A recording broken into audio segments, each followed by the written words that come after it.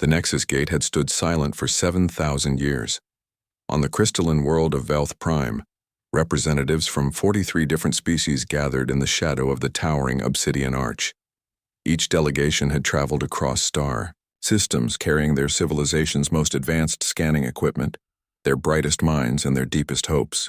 The gate was a relic of the predecessor civilization, a race so ancient that even their name had been lost to time.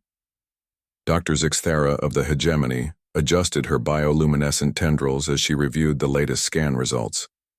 Quantum signature remains unchanged, she announced to the assembled council. The gate's energy matrix continues to reject all forms of interaction. The Vorthan delegate, General Kethamore, clicked his mandibles in frustration.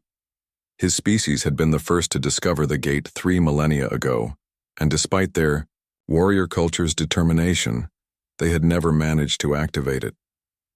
Perhaps we should attempt the resonance frequency protocol again, he growled through his translator. Negative, interjected Ambassador Thyssic, her serpentine form coiled elegantly around her hover platform. The Silarian Collective has already attempted that approach 1,147 times with varying parameters. The gate remains inert. The debate continued, as it had for decades. Each species had their theories, that the gate required specific genetic markers, particular technological interfaces, or arcane rituals lost to time. The ethereal ascendancy had tried telepathic communion. The mechanized dominion had attempted direct neural interfacing. The Void Dancers had even tried to phase shift into alternate dimensions to bypass the gate's defenses entirely. Nothing worked. The gate stood 17 meters tall, its surface smoother than any manufactured material known to science. Strange symbols flickered occasionally along its edges, not carved, but somehow existing within the obsidian itself. When approached, the gate would emit a low, almost mournful tone, as if acknowledging the visitor before invariably refusing access. The patterns suggest consciousness, observed Dr. McCalla, the Crystalline Confederation's chief xenoarchaeologist. Her translucent body pulsed with contemplative blue light. The gate chooses who may pass, but its criteria remain incomprehensible to our understanding. That's when the human arrived. Captain Sarah Chen stepped off the transport shuttle with nothing more than a standard-issue exploration pack and a thermos of coffee that had somehow survived the 3-week journey from Earth. She was part of humanity's newest deep space archaeological expedition, sent to catalog predecessor sites after their recent admission to the Galactic Council. The assembled species regarded the newcomer with barely concealed skepticism. Humans were the youngest spacefaring race in known history, having achieved faster-than-light travel only 2 centuries ago. Most of the council members' civilizations had been exploring the stars when humanity was still discovering fire. Dr. Zixthara approached the human with practiced diplomatic courtesy. Captain Chen, welcome to Velth Prime. We've prepared comprehensive briefings on our research into the gate's mechanisms. Perhaps your species' unique perspective might— Thanks, but I think I'll just take a look first, Sarah interrupted, already walking toward the gate. The assembled delegates exchanged glances. The human's casual approach seemed almost insulting given the millennia of careful study that had preceded her arrival. Sarah stood before the gate, hands on her hips, and looked up at its imposing height.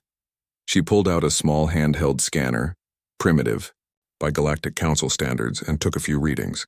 Then she walked along the gate's perimeter, occasionally tapping its surface with her knuckles as if checking for hollow spaces. The resonance frequency is interesting, she mused, more to herself than to the watching crowd. But you're not a machine, are you? The gate emitted its familiar low tone. Yeah, I thought so. Sarah put away her scanner and stepped back. You know what? Everyone's been asking you nicely for thousands of years. Maybe that's the problem. Before anyone could react, Sarah strode directly toward the gate's center. Captain, wait! Doctor, Zixthara called out. The security protocols— But Sarah was already at the threshold. Instead of stopping to request access or performing any of the ritual approaches the other species had developed, she simply kept walking. The gate blazed to life. Pure white energy cascaded down its surface like liquid starlight. The mysterious symbols flared brilliant gold, and the air itself seemed to sing with harmonics that bypassed the ear and resonated directly in the soul. A shimmering portal opened in the gate's center, revealing a corridor that seemed to stretch into infinity. Sarah paused at the threshold and turned back to the stunned assembly. "Sometimes," she said with a grin, "you don't need permission. You just need the audacity to act." She stepped through.